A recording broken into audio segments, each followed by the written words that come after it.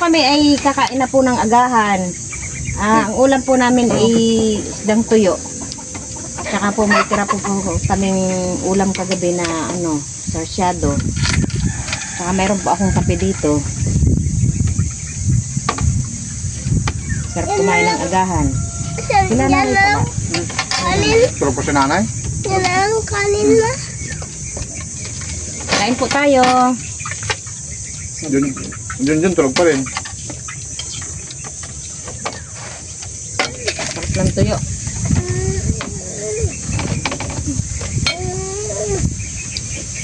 Saka rin pong langgit. Mamaya po pala i-recognition po ni Mika 2:00 po ng hapon. 1:00 po ng hapon po yung kay Miko. Mamaya po yung kay Mika. Marami na. Ngayon yata recognition din ng elementary ngayong umaga. Yung. Sa ngayon. Sarap ng langgit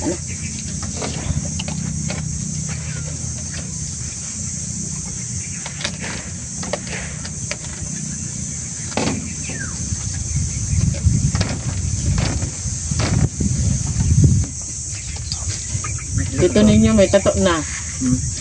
Tingin nga ng tato mo. Meron siyang tato na sticker. Ilang araw yan mo na natanggal? Natatanggal. Maabot siya 2 linggo bago matanggal. Ayaw ko yung totoong tato. Masakit. Yung kay Ken natanggal na Yung kay Mick. Nga niya.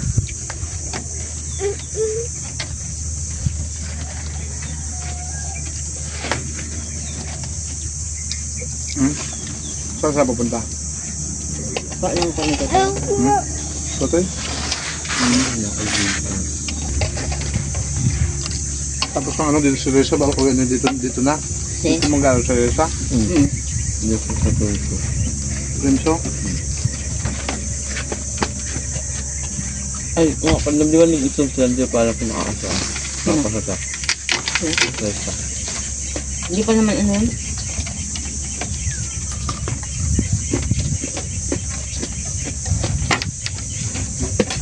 Sarap ng ulo. Sarap ng ulo ng tuyo.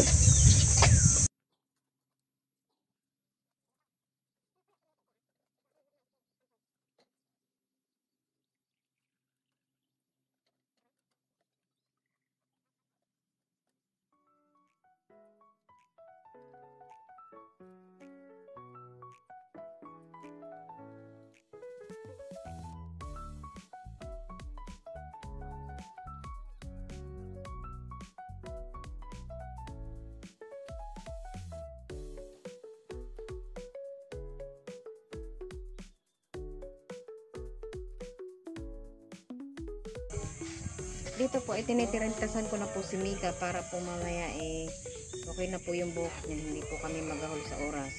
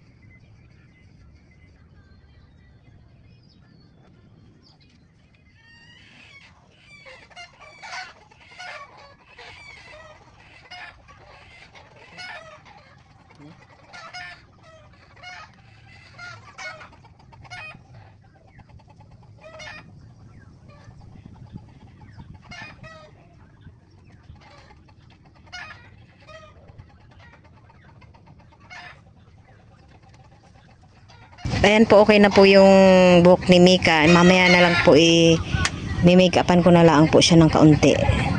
Tingin ka na lang naman. Para mamaya hindi masyadong magahol. Ngayon po alas 12 pa lang po ng tanghali. Kami naman po ay kumain na.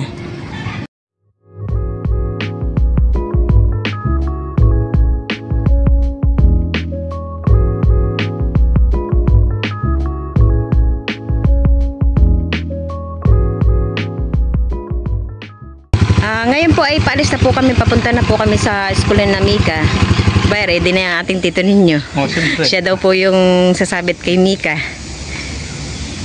Siyempre, proud papa.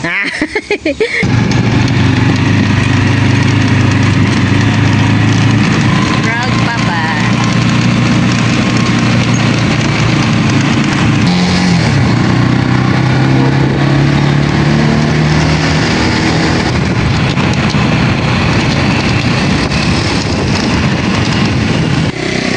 Kaya po nandito na po kami sa eskwela na Mika. At mamaya-maya na po kami papasok at gawa ng mainit po doon. Dito na muna po kami sa kabilang karsada. Si Mika naman po ay naandoon na. Kami po muna ay magpapalamig. Ken. Hi. Hi, Pogi. Kaya po mag-shake lang po muna kami at gawa po ng sobrang init po ngayon. Kaya hati na lang tayo na hindi ka po nauubo ka pa. Wait lang. Bigyan mo kay Mika yung isa. Kaya nandito na po kami sa loob ng school po. Pero pakaunti pa rin po yung mga tao.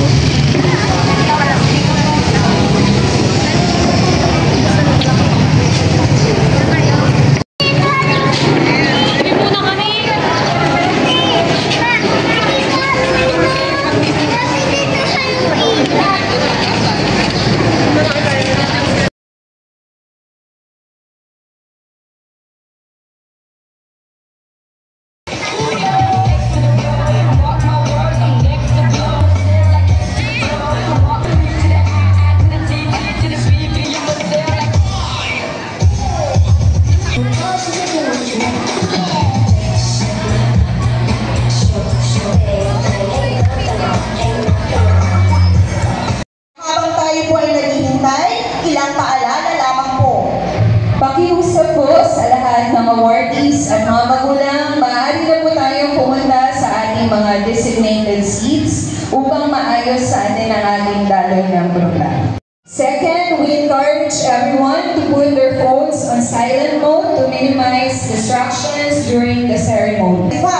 A celebration of excellence, perseverance, and the bright future ahead for our achievers. To start the program, may we invite everyone to stand for the national anthem to be led by Mrs. Noria Mebangkulia, Teacher 1, to be followed by the singing of